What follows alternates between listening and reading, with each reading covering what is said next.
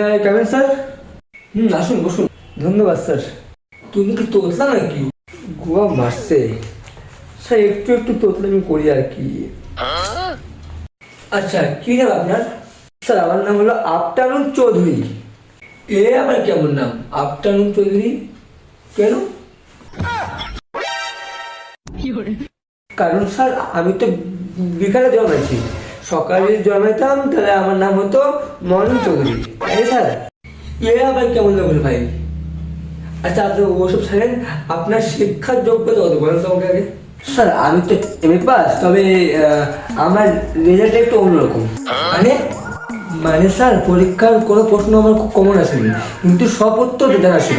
কিন্তু টিচারদের খাতা দেওয়ার স্টাইল আমার পছন্দ হয়নি বলে আমি লিখিনি।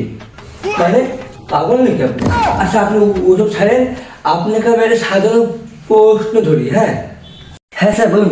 রবীন্দ্রনাথ ঠাকুর কি মারা গেছেন? এ কি বলছেন স্যার? আমি তো জানতাম না যে উনি কি করে মারা গেলেন। তাহলে আপনার কি শিক্ষা যোগ্যতা? আরে ভগবান, কি করতে আসেন ইন্টারভিউ দিতে ভগবান। আচ্ছা আপনি ওসব বাদ দিন, আপনি একটা সাধারণ হিসাব করুন। হ্যাঁ স্যার বলুন।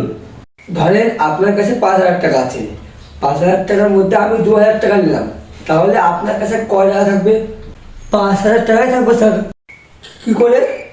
আমি যদি 2,000 টাকা নিলাম, আপনি চাইলে কি আমি দিয়ে দেবো? টাকা দিয়ে গাছের পাতা? আপনি কে? আপনি কি পাগল না আপনার শেষ বুদ্ধি কিছু নাই? সবাই পাগল না, আপনি পাগল।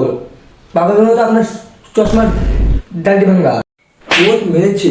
আচ্ছা বাদ দিন, আপনার সাথে কথা বলা মানে একটা হ্যান্ডেলের সঙ্গে কথা বলা। কি বললেন স্যার? আমি হ্যান্ডেল? আমার কি থোবড়াটাকে হ্যান্ডেলের মতো দেখতে?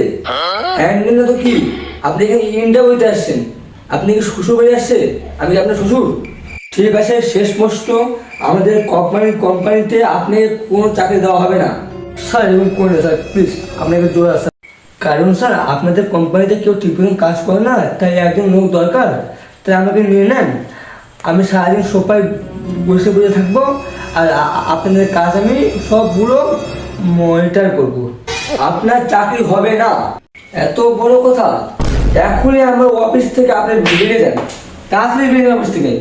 ঠিক আছে স্যার, আমি বেরিয়ে যাচ্ছি। একটা কথা মনে রাখবেন, আমার মতো একজন লোক পাও আপনার কপালে খুব মুশকিল আছে একদম। ও ট্রেনটি নিয়ে বেরিয়ে আমি থাম।